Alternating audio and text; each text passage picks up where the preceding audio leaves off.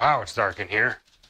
Happy New Year and all that fun stuff. Merry Christmas and everything else. What's new here in the channel for 2022? Well, I'll tell you. See this whiteboard right here? We'll get into that later. There's other stuff. I'll see you in just a second.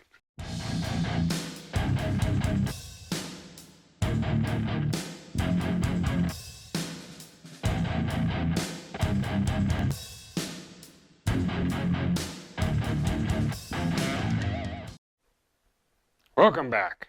Welcome back. Welcome back. Oh, okay. Let's see. Puppy, do you have enough food? You do. Okay. How do I get out here? I get out here this way. Okay. I'm gonna set you up on the table. Stay, puppy. You want to come out? Come on. Come on out. Good girl. Okay. I'll set you up on the table because we need to have a conversation. Right here. You guys are gonna sit right there and look at me eye to eye. Or something like that. Anyway. Let's see how this looks. Oh, that's us. How's it going? Never mind the sweatshirt. Okay, so over there, see that big box? Oh, and right there, that box. No, that's a lava lamp. That's a lava lamp. That's box. Lava lamp. Anyway, over there somewhere. I need to turn that on. Okay, hold please. Hi, Molly. Good girl. Okay. All right. Should I turn on more light? More light. Hold, please. On, yep, on, there we go. Oh, there we go. That's way better. Okay. Yeah, that's much, much better. So, in that big box over there is a welder.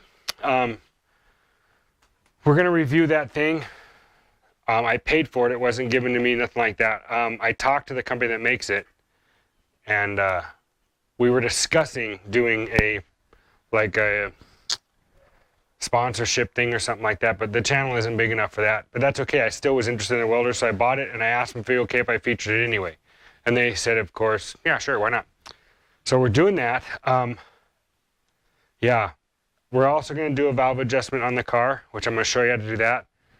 We're also going to replace the speedometer in the housing. You guys have seen me take the gauges apart, but we'll go about that. And when we're doing that, we'll discuss the issues having to do with what do you call it? Oh, how to figure out your speedometer gear and all that stuff. Because it's always confusing for me, so I figured if it's confusing me, it might be confusing you guys. Big changes coming to that car for this year. So, you know I love 4-speeds and I love lava lamps. You guys know that already. Why is that not on? Hold, please. Did I not turn you on? No, I didn't turn on.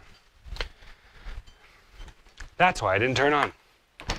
So, I love 4-speeds. And with that car, with the 410 gear and the 4-speed, 2,500 RPMs is right at 50 miles an hour, real close. And 60 miles an hour is about 3,000.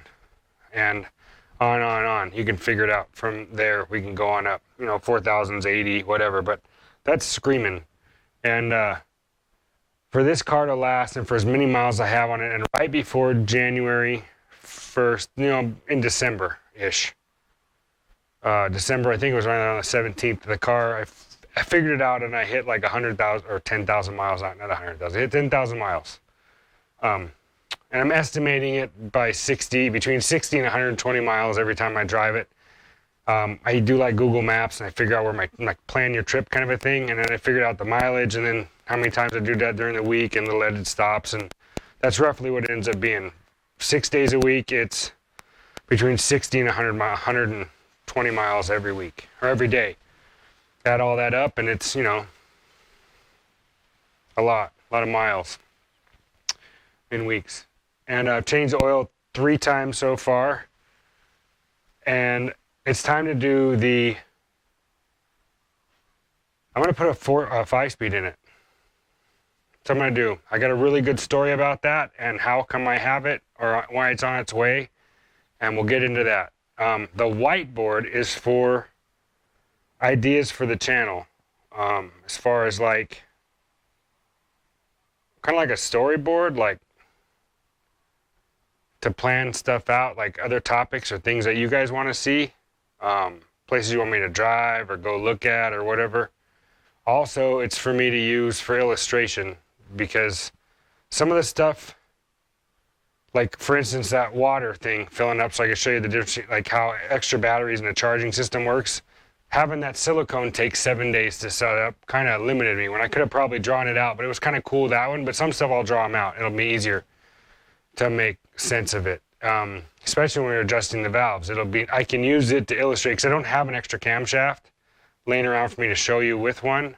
So if I draw it out, I can just, we can discuss things like lobe center, base circle, all that kind of stuff, and why I adjust valves the way I adjust valves. And maybe that'll help you folks when you come time to adjust your valves, when you get them running or after you have enough miles. It's always a good idea to go through and adjust valves. In fact, that used to be part of what like an average tune-up was. File the points or change the points, valve adjustments, stuff like that. Bands, tightening the bands or adjusting the bands on your automatic transmission, things like that. But that's it. So that's what's going on. Why did I not make any more videos in December?